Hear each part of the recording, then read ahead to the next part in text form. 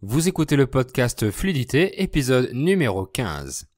Dans cet épisode, je vais vous parler d'un sport très culturel et inventé en France, la pétanque. Alors, restez à l'écoute. Salut, moi c'est Fabien Saucé, je suis français, polyglotte et j'ai appris plusieurs langues tout seul. Donc j'ai mis mon expérience et ma passion au service des autres en devenant professeur de français et en créant une méthode unique d'apprentissage.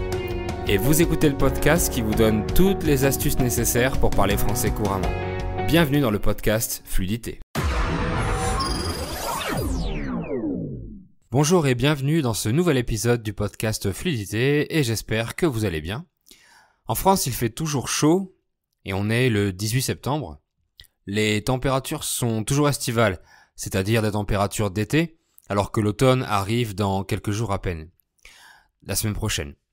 D'ailleurs, depuis quelques années, il fait assez chaud en septembre par rapport à quand j'étais enfant, par exemple. Donc la chaleur diminue à partir du mois d'octobre.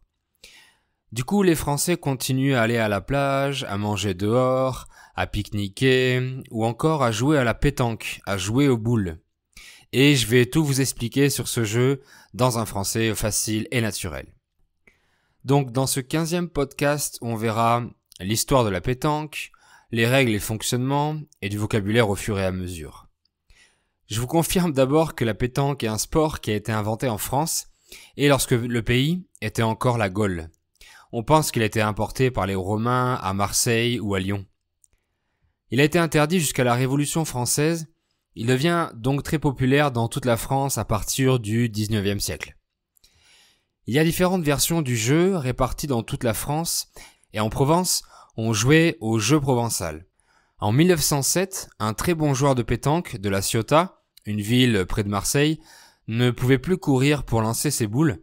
Il a donc décidé de rester les pieds fixés au sol pour tirer la boule moins loin. Il a donc inventé le terme pétanque, qui vient de pied tanqué. Tanqué veut dire fixé au sol en provençal. Pour les hispanophones, estancar se dit stagner en français, donc vous reconnaissez le tank. Le premier tournoi de pétanque a eu lieu en 1910 dans cette même ville de La Ciotat, et si vous y allez, vous verrez une plaque commémorative. Les boules étaient en bois avec des clous, et la première boule en acier a été créée en 1927. Et depuis 1930, on joue seulement avec des boules en acier. Le premier championnat du monde se déroule tous les ans depuis 1959, et la France est médaille d'or évidemment, avec le plus de victoires, dont la dernière en 2018. On passe maintenant au fonctionnement et aux règles. Il y a des terrains dans environ toutes les villes du pays, et vous verrez sûrement les gens jouer aux boules sur la place publique dans les petits villages. Bon, en dehors de la pandémie, évidemment. On joue sur un terrain qui mesure entre 13 et 15 mètres, en gravier ou en terre. Il y a 12 boules, donc on forme deux équipes. Soit 3 contre 3 et chaque joueur aura 2 boules, soit 2 contre 2 et chaque joueur aura 3 boules. Bon, ça c'est la règle officielle, mais en pratique on peut aussi faire plus d'équipes avec plus de boules évidemment. Les boules en acier font environ la taille d'une grosse pomme, donc on peut la tenir dans la main. Pour savoir quelle équipe commence, on tire au sort. Tirer au sort en français, ça veut dire hacer un sorteo or to make a random selection. Un des joueurs de l'équipe qui commence trace un cercle au sol qui va délimiter l'endroit d'où tout le monde lancera la boule. Ce même joueur lance d'abord le but, aussi appelé le petit ou le cochonnet.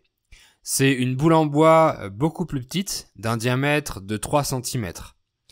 Il le lance à 6 mètres de distance minimum.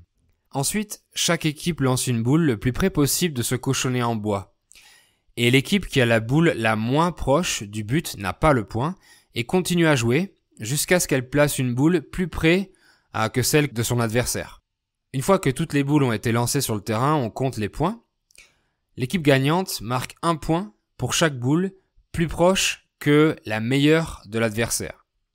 Par exemple, si l'équipe A a la boule la plus proche du cochonnet, elle aura minimum un point. Si la deuxième boule la plus proche est encore celle de la A, elle aura 2 points. Et si la suivante est celle de l'équipe B, la A n'aura pas d'autres points. Et la partie est gagnée par l'équipe qui arrive à 13 points. Un joueur peut tirer ou pointer sa boule.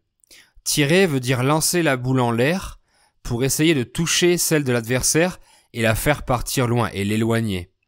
S'il touche la boule et réussit son coup, on dit qu'il fait un carreau. Et pointer veut dire simplement lancer la boule pour la faire rouler jusqu'au but, jusqu'au cochonnet, la petite boule en bois. Et il y a une très célèbre question posée par les boulistes, les joueurs de boules, tu tires ou tu pointes. Donc la pétanque est un sport qui demande de la précision dans le geste, soit pour viser la boule de l'autre, soit pour que la boule roule assez près du but. Et comme les règles sont assez simples, c'est un sport qui est accessible pour tous et on aime y jouer en famille ou entre amis.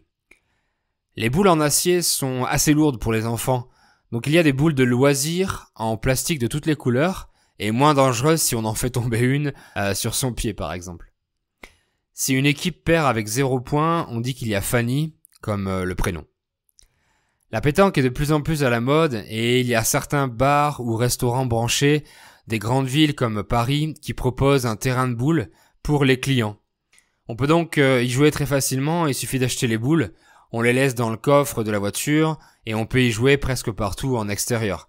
À la plage, en pique-nique, chez des amis, sur un parking, sur la place du village, etc. Les Français y jouent donc l'été, car c'est impossible l'hiver quand il pleut ou quand il fait froid, bien entendu. Sur le site de la Fédération française du sport de boules, vous trouverez beaucoup d'informations, notamment la carte des clubs de boules, les actualités, etc. Je vous mettrai le lien dans la transcription sur mon site podcast.lefranchouté.com.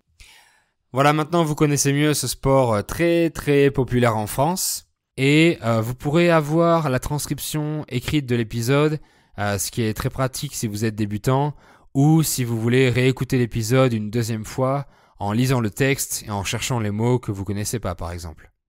Et n'oubliez pas que si vous voulez écouter du français, je vous propose toujours un guide gratuit de contenu et d'outils de plus de 80 pages avec les séries, les chaînes YouTube, les artistes du moment et toutes les explications et les liens cliquables directement dans le PDF. Donc vous allez sur lefranchouté.com/es et vous téléchargez le guide gratuit PDF dans votre boîte mail. Je vous remercie d'avoir écouté ce podcast et je vous dis à bientôt pour un nouvel épisode. Bye.